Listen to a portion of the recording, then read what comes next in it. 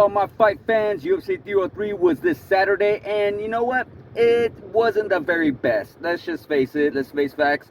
This International Fight Week wasn't the very best that we have seen from the UFC. We've seen some really good ones. We've seen some really bad ones. Unfortunately, this one definitely did not lead up to the excitement. You know, there were some decent fights on the card, but we all really want to talk about is that main event.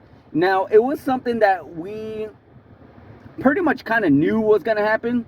You know, I'm not super surprised. I am surprised by that knockout. It was a really great knockout. Very, very good by Alex Pereira over Yuri Prochazka. But again, wasn't something that I was super surprised on. Really wasn't. I really felt like Alex Pereira pretty much has Yuri Prochazka's number. Let's face facts. Alex Pereira has the whole number of the light heavyweight division. Quite possibly even the middleweight division. You never know. But I feel like light heavyweight is definitely his home. You know, middleweight was just too much of a weight cut for him. So I believe he's at where he's going to be. But as far as the rest of the 303 card, again, wasn't the greatest. We know Brian Ortega was supposed to be on that card, but unfortunately fell out. I believe he was ill, some type of flu or whatever it is. I'm sure we'll get more information as we get along. But Diego Lopez looked really, really good as well. He's a rising star. He's going to be, I'm sure, a lot to deal with in the featherweight division.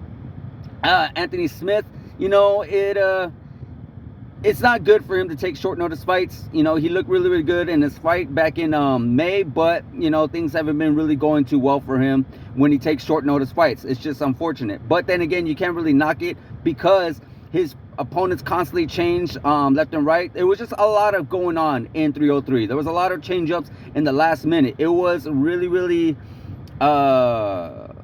like a snowball effect, where an avalanche, where everything was just falling apart and they had to pretty much pick up the pieces little by little. So again, you know, it's nothing against Anthony Smith, but I'm sure he'll bounce back. Then you go, of course, you have the opener with Ian Gary and Michael Venom Page. Again, nothing that was going to blow your hair back. MVP and Ian Gary, both really karate styles, both really point fighters, I guess you could say.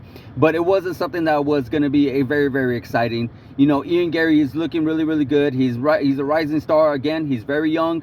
He has a lot more in the game to prove. You know, he has a lot more fighters he could go through in the welterweight division. I would not give him a title shot right away. I would not even give him the top 5 right away. If I was Ian Gary, take your time. You know, no rush.